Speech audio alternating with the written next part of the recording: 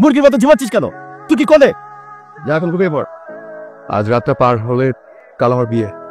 দোস্ত, এই জীবনে কি আমি আর স্বাধীনতা পাবো না? জীবনের মানচিত্রটাই পাল্টে ফেলতে চাচ্ছে। তোকে তো আমি বারবার বলেছি বিদ্রোহী হ, আমাকে আর ডিস্টার্ব করিস না, হ্যাঁ? কাল দেখাও। পিতা মুজিবুর রহমান 5 লাখ টাকা উসুল দিয়ে সম্মতি খাটিলে বলেন কবুল। কি হলো? একটু ওয়াশরুমে যাবো। এটা একটা সময় হলো নাকি? কবুল বলে যা। একটু আর্জেন্ট। এই তুমি কই যাও? নতুন জামার সাথে একজন যেতে হয়।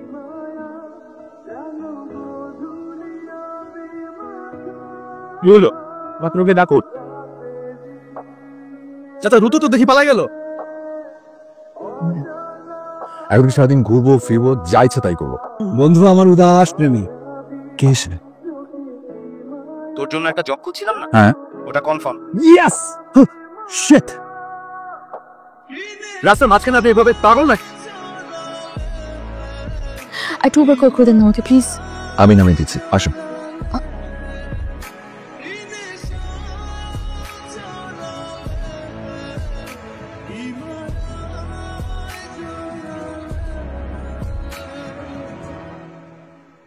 বোধহয় মেয়েটা ফেলে গেছে।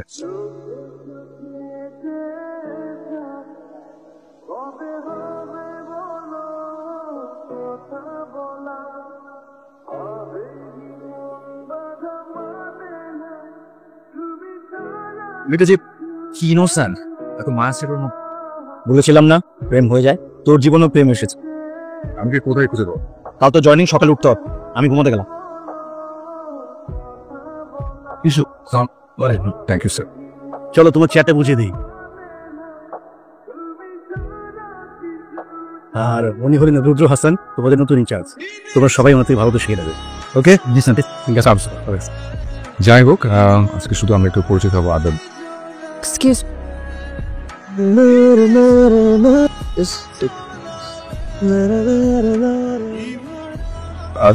একদম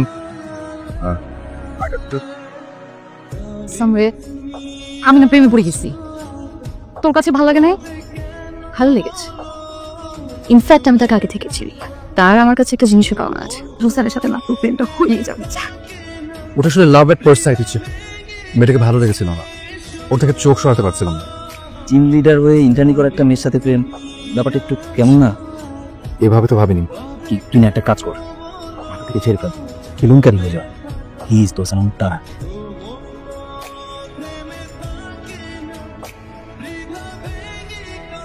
দেখ না কি সুন্দর করে কফি খাচ্ছে। এক মিনিট, আমি আসছি। Thank you sir.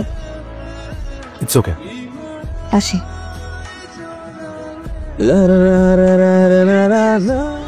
ঠিক হচ্ছে না রুদ্র, কেলেঙ্কারি হয়ে যাবে। ফেরত দেওয়া উচিত, ইমোশন একদম বাড়তে দেওয়া যাবে না। সেদিন গাড়িতে ফেলে গেছে। Thank you so much sir. তুমি আমায় নিয়ে সবুজ হয়ে যাব একটুখানি। তুমি একটু থাকো, যাবো এবারও, আমি দাঁড়িয়ে যাবো। কন্ট্রোল করে পসিবল হচ্ছে না। আমি জবটা ছেড়ে রেখে মানে না বাধা, চালিয়ে যা। তুই বলছিস? দোষ আমি চাই না তুই কষ্ট পাস। জানি না আসলে আমি কি করছি। যে মানুষটাকে আমি এত ভালোবাসি, এত অনুভব করি, আমার ওই ভালোবাসা কোথায় মনের ভেতরেই চাপা পড়ে থাকে। গেলাম।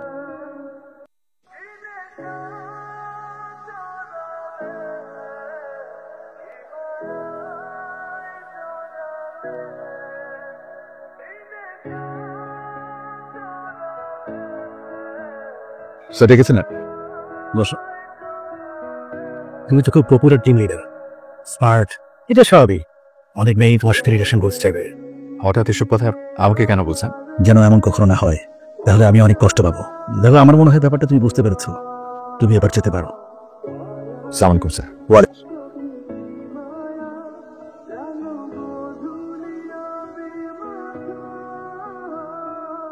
স্যার তো বসের রুম থেকে বের হলো। আরেকবার ভেবে দে। আমি অনেকবার ভেবেছি আমি রিজাইন করবো। ওর জন্য আমি সবকিছু ছাড়তে পারি, ওখানে ইঙ্গিতে বাজে কথা বলছে। স্যার আমার রেজিগনেশন লেটার। বলো কি তুমি? নিশ্চয় কোনো কারণ আছে। স্যার কারণটা আপনি এমনিতেই একটু পরে বুঝতে পারেন। তুমি অনেক বড় ভুল করছো। ভালোবাসা জিনিসটাই বুঝছেন সাপ। আমি আসলে আপনাদের সবার কাছে বিদায় নিতে এসেছি। আমি রিজাইন করছি। সবাই ভালো থাকবেন। আসি। কি কারণ আমাদেরকে প্লিজ রিজনটা বল। অধর আপনি স্যার আমাকে বলেছিলেন সিনিয়রদেরকে ইউজ করে ওপরে ওঠার জন্য। অধর নাকি আমার, আর তার প্রতিবাদ হিসেবে আমি রিজাইন করছি, কারণ আমি অধরকে ভালোবাসি। আমিও তোকে ভালোবাসি।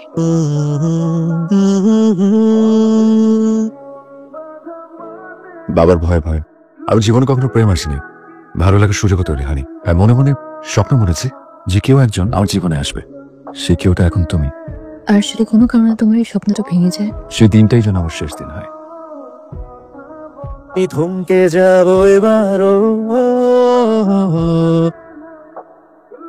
একটু বসো। শোন মা, এই অব্রের বাবা না আমাকে ফোন করেছিল, এখন ওরা তাড়াতাড়ি এঙ্গেজমেন্টটা করে রাখতে চায়। তুই চিন্তা ভাবনা করে তারপর বল। সরি একটু লেট করে ফেললাম। আমার বিয়ে ঠিক করে ফেলেছে। মানে প্রেম তো শুরু করলাম, কটা দিন একটু জুন প্রেম করবো, তার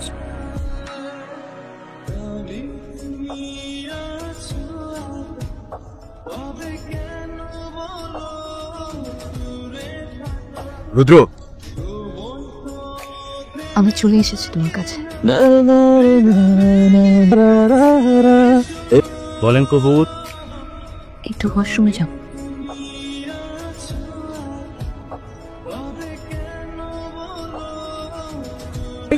অজয়কে দেখলাম বাইরে চলে গেল, আর আমি নিজের চোখে দেখলাম সিটি করে চলে গেল। কাঙ্ক্ষিত নম্বরটিতে এই মুহূর্তে সংযোগ দিয়ে আস।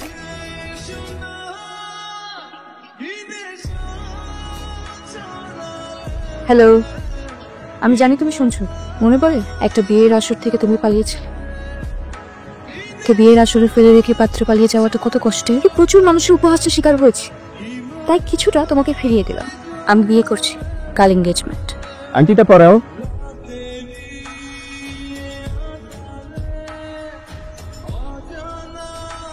আমি আপনাদের কাছে ক্ষমা কাটি। বিশেষ করে আমার বাবা আমাকে কোনো কিছু না জানিয়ে বিয়েটা ঠিক করছে না। আমি এত বেশি দ্বিধাগ্রস্ত ছিলাম, আমি বুঝতে পারছিলাম না কি করবো। আমি তুমি জানতে জমেছে বুকের